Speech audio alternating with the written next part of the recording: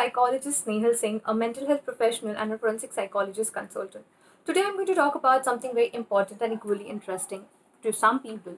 So what I'm going to talk about today, I'm going to talk about Raman Raghav. Who is Raman Raghav and why have I chosen it as a topic for the discussion today? Raman Raghav was being quoted as a serial killer, as a madman, as a psychopath by media and people around. Why? Now, if you look at his modus operandi and the kind of crime he had committed, you are going to be astonished. You're going to be blown up. So I'm going to leave it up to you till the time I describe you about what all took place. So Raman Raghav was accused of committing more than 19 murders, and he was also been accused of committing sexual assault over the females who he murdered. Now, as difficult it was to identify him, he was being identified by a photograph. A special team was organized at that time to arrest Raman Raghav and to punish him. As much as it was very difficult to understand what he is doing, why is he doing, to arrest him and to put him on trials, it was also very difficult not only for the police but also for the judges out there, for the court, for the judiciary. Why so? The crimes that Raman Raghav used to commit did not actually have any proper intent as such, because he was not doing it for love, not for revenge, not for money, not to get famous. So what was the reason? Raman Raghav used to say that somebody in his head gives him the advice, suggestion, or the voice in his head tell him to commit a particular crime. So was it right or wrong according to him? He doesn't know that. How to establish the crime then? Because of course, according to our laws, it is very essential in order for us to punish a person, to first establish the intent, to understand why the person committed the crime, and to see the nature of the act, and obviously to establish with evidences that the particular person has committed a crime. Here in this situation, one most important section couldn't be ignored. That is our section 84. Now what is section 84? Section 84 says that it is very essential that the person who is committing crime or who is being punished for a particular kind of crime, the judiciary has to make sure that that person was in the sound mind at that time at that point of time. He was knowing the nature of the act, he was knowing the consequences of the act, he was knowing that he was not going contrary to the law. And in case of Raman Raghav, all of these factors started coming into the picture. So let's discuss one by one. What exactly is psychopathology? Why was Raman Raghav committing certain crimes? And what kind of punishment did he get? Why he did not get death punishment in spite of killing more than 20 people? Do you guys know, many people who are into film industry were very much interested in covering the story up and releasing a film in context to this as a particular crime thriller.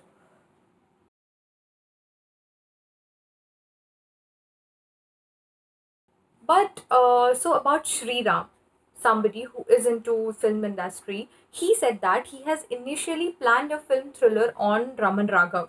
But when he met a psychiatrist who had examined Raman Raghav after the latter's arrest, he changed his mind. Why? The psychiatrist told him that Raman Raghav was a very sick man. He was going through serious mental illness. He told him, the psychiatrist told Ram to not treat him like a criminal. That's when he realized that he was looking at him all wrong. And I think most of us actually look at most of the psychopaths, so-called psychopaths, or people who commit crime probably wrongly. So does that mean everyone who is going through mental disorder is a criminal? No. Does that mean every criminal is a psychopath and is going through mental illness? No. People there are certain people who are going through mental illness, and when their delusions and hallucinations become so unmanageable that they are not able to have an understanding, or to are not in a sound mind. So as quoted by our judiciary, our constitution, they are not in the sound mind to understand what they are doing.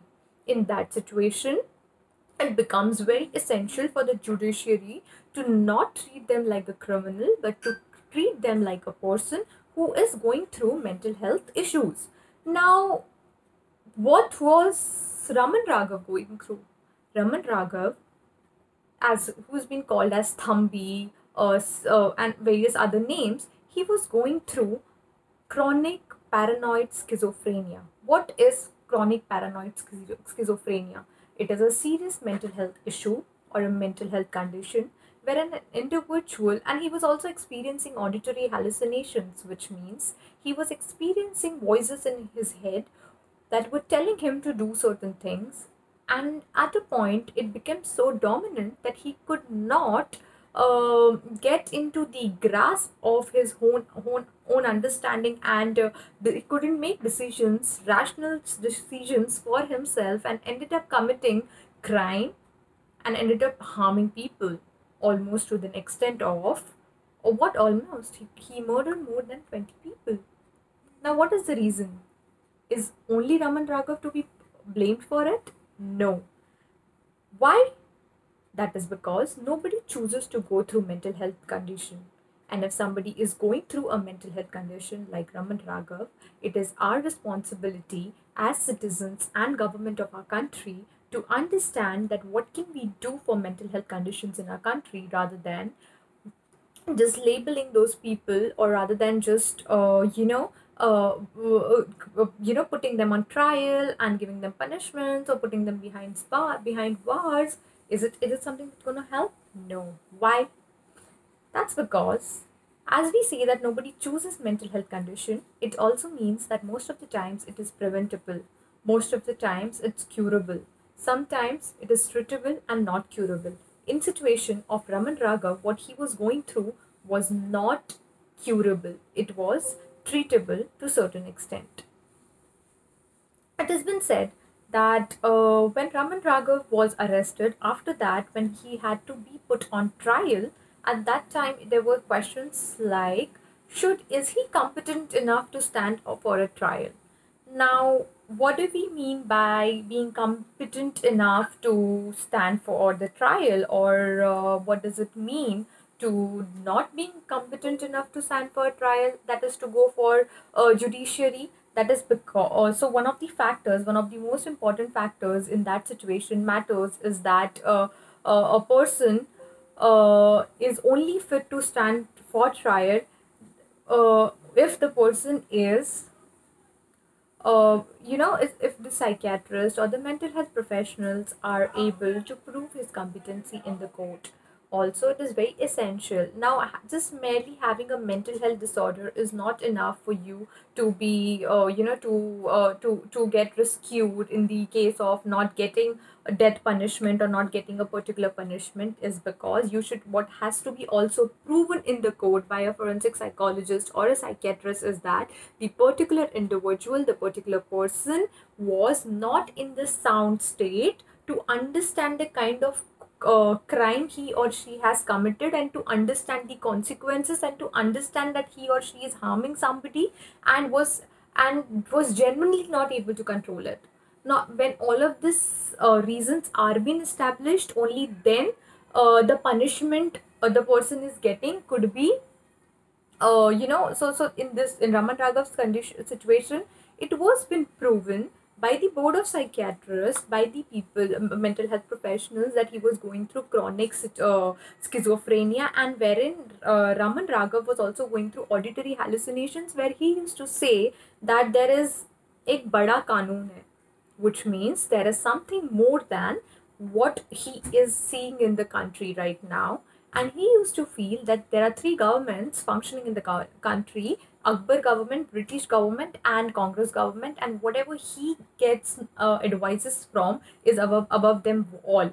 And somebody is constantly trying to force him to become a woman. He used to think that after having sex with or having sexual intercourse with a man, he will become a woman. Now, these were the thoughts that he was having, and what he was doing is particularly punishing the people who are needed to be punished by the god. Now, all of these factors were the most important factors which were considered while deciding the punishment for Raman Raghav. Now, in this situation, I would like to talk about what exactly is mental illness, and why do people why is it important to have Section 84, or what is insanity plea, and why is it essential for us to have insanity plea? That is because people who suffer from mental disorders are wholly free from the responsibility for those mental disorders. Why? Because they have never invited themselves for the mental health conditions. They suffer them not because they have done anything or wrong, or they're not suffering because they invited it, except in the case of alcohol and drug, that sometimes leads to certain mental health condition, but that's again not invited. A mental disease is wholly an involuntary disease, and if a person is committing certain act or is doing something because of that mental illness, hence it can be said that that is not something that the person is choosing to do, and which is why there is a space in our judiciary, there is a space in our trials wherein an individual gets an opportunity to be treatable. So not that the person who is having certain mental illness, if he or she commits a crime, is going to be set free. No, they're not set free. After that, they have been, the government usually takes the responsibility for their treatment. So it is very important for us to know and understand mental health awareness, and to understand the difference between criminals, psychopaths, and not to always quote people having mental health disorders as criminals, or not to call and not to, like, we have a trend of saying ki pagal hai, bewakoof hai, or for that matter, we say that this person is pagal jisne aisi cheez ki hai. No, not every person who's committing crime is having a mental health disorders, and not every person who's having a mental health disorder is necessarily going to commit the crime. So I think this education is very important. And yeah, that's for today. Thank you.